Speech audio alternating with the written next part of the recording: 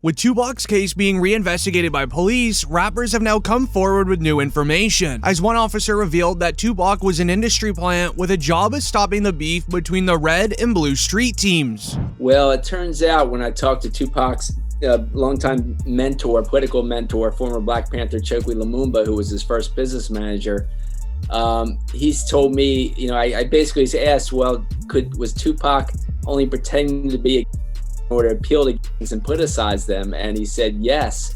And that was part of his thug life agenda that he came up with his imprisoned stepfather, Tupac Shakur. And so Tupac was just using that in order to get the leaders to call peace truces, first in Los Angeles, then throughout California, and then throughout the country. And that was why he was pretending to be this type. And really, he was just an intellectual prodigy. With the plan obviously not working, he would then suddenly pass away. However, it's when you compare that evidence to a 2010 interview with a rapper named Treach, this is where it gets weird. As in 2010, Treach was interviewed on the topic of Tupac before a concert. Treach and Tupac were very close homies way back in the day. They even worked on a few albums together. But here's where things get strange. After Treach's interview, the cameraman forgot to stop recording and he placed his camera onto the floor. In the footage, you can hear the interviewer asking Treach about Tupac, to which Treach responds, "Last time I saw him, he was in Cuba." So if you ain't ready for it, get on the sidewalk. One last question.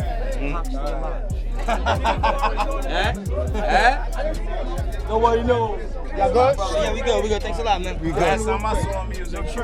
Then just 3 weeks later, a video would be released onto a news website showing a video of Tupac supposedly chilling in a parking lot inside of Cuba. Zoom in. That's Pac, man. He was the outlaw. And Reg from Holla Back is trying to be friendly and get autographs.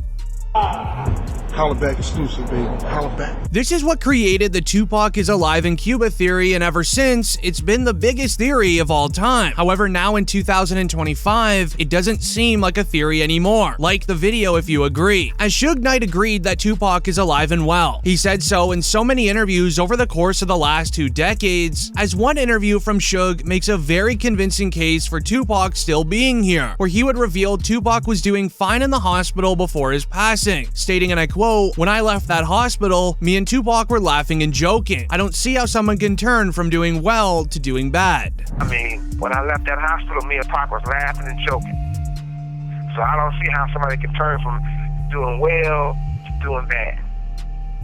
So you seriously think that he might still be alive?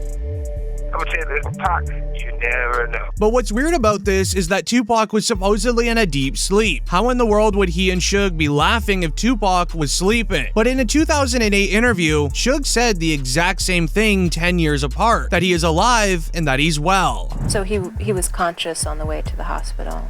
He was conscious on the way to the hospital, he was conscious in the ambulance, he was conscious after they did the surgery. What was the last thing that he said to you?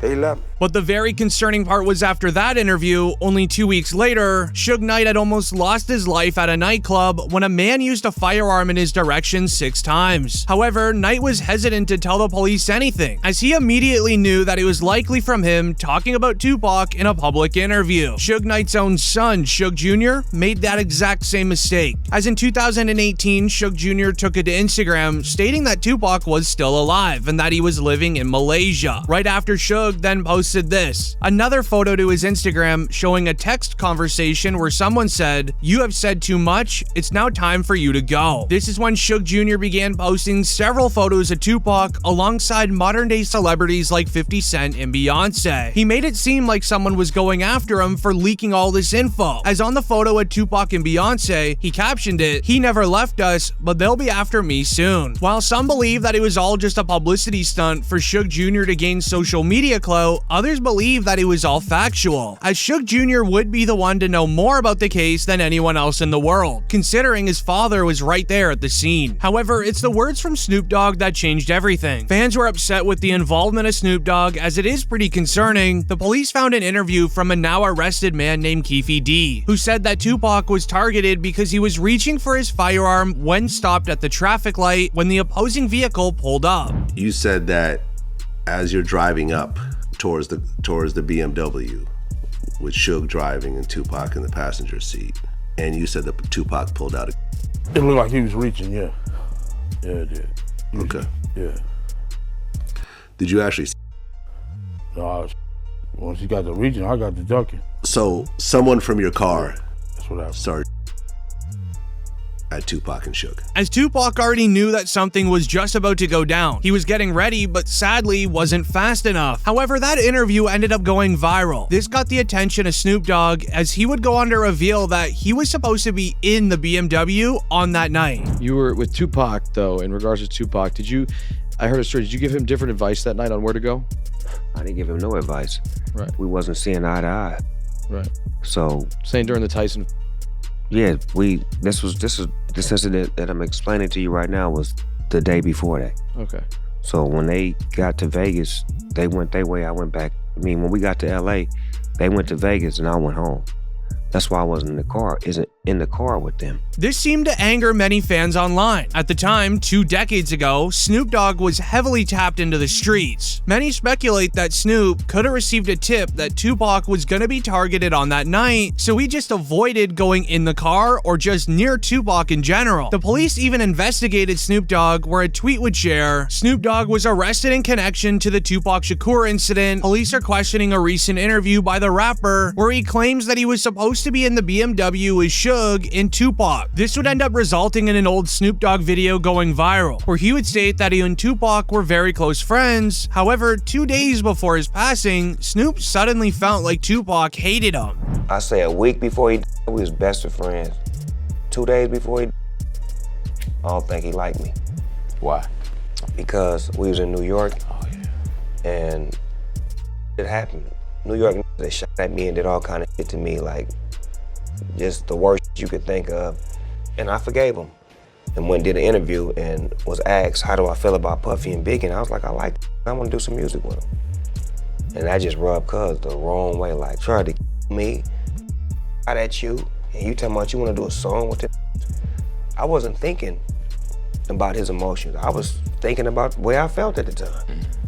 I wasn't into no controversy. I liked his music. They was our friends. We was all friends at one point. This video footage of all of us hanging out. As on September 7th, 1996, Tupac was in Las Vegas with the head of his record label, Suge Knight. The two were off to the MGM Grand to watch a Mike Tyson match, as after it was over, they ended up spotting an op in the lobby of the hotel that they were in. Suge Knight and their entourage went to the Mike Tyson at the MGM Grand. Keefe D and his nephew, Orlando Lane Anderson, and 2 of their friends were also there. Keefe D told LAPD Detective Greg Kading more than a decade ago, in a proffer that couldn't be used against him, the shooting was retaliation after Tupac jumped Orlando and beat him up at the casino. Surveillance cameras recorded the fight. Tupac was angry that Lane had stolen his necklace years prior in Compton. Tupac, Suge Knight, and the entourage left the casino quickly. As security would end up breaking up the altercation between Tupac, Suge, and the ops. Tupac and Suge would then go back to their hotel to change, before heading off to a club to go party it up for the rest of the night. But at around 11 p.m., the two began driving down to the club, where things would go down right in the middle of the street. Knew about Tupac's concert at the Club 662. Members, including Orlando and Keefe D, jumped in their white Cadillac and started cruising the strip looking for the offender. Before long, they finally spotted Tupac's caravan. At the intersection of East Flamingo Boulevard and Koval Lane, the white Cadillac pulled alongside the black BMW with Suge on the driver and Tupac on the passenger seats. The back window of the Cadillac rolled twice in the chest, once in the arm, once in the thigh. With after the incident being a mystery for over a decade, the police investigated a concerning interview by a man named Keefe D on DJ Vlad's show. As during the interview, it begins with him detailing the moments of finding Tupac and literally pulling up on him. And Bubble Up was the driver, and Baby Lane and Freaky were in the back seat. We was just all in the car together. Just saying that. This was the white Cadillac. Yeah. So you guys are driving around, and then you hear these girls say, Tupac, Tupac. Got to the light. He was going to go drink, and he happened to be hanging out the window. He was hanging out the window like he was in a parade. Tupac? Yeah, he was. So what happens next? You said that as you're driving up towards the BMW with Suge driving and Tupac in the passenger seat. Mind you, the Tupac case was cold for over 2 decades now, but suddenly, a man named Keefe D comes out of nowhere and shares that he has information on what truly happened. A lot of people were skeptical. To prove that Keefe D was actually there, he would end up releasing his own interrogation with the police on the night of the crime, revealing he was actually there. Lane starts. You say Suge looks over, he sees you. He looks right at you?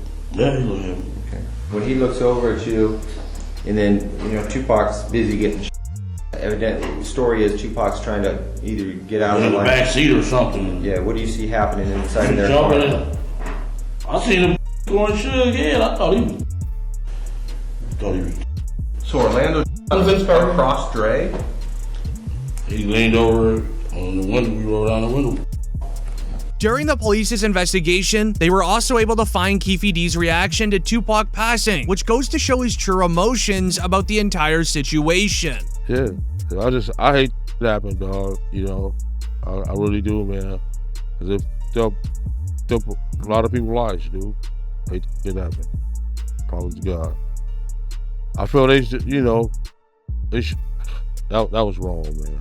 It was just purely wrong. You know what I'm saying? I wish it had never happened. You know what I'm saying? That's my opinion on it. Wish it never happened, dude. You know what I'm saying? I lost my Colombian plug. You know what I'm saying? Been having the feds up for 15 years. Couldn't do nothing. Couldn't catch a break, bro. You know what I'm saying? And I did time behind it. However, this is where things get very weird. Keefe D actually wrote an entire book on being involved in Tupac's passing titled Compton Street Legend, including interviews and as well as just straight up hints towards doing the crime. But why is he now just being arrested after releasing the book several years ago? Fans believe that it's all a cover-up and that Tupac is still alive, and with the information I shared in this video, people are getting way too close to finding the truth, so they're gonna throw an elderly man inside a prison and blame him for passing a Tupac.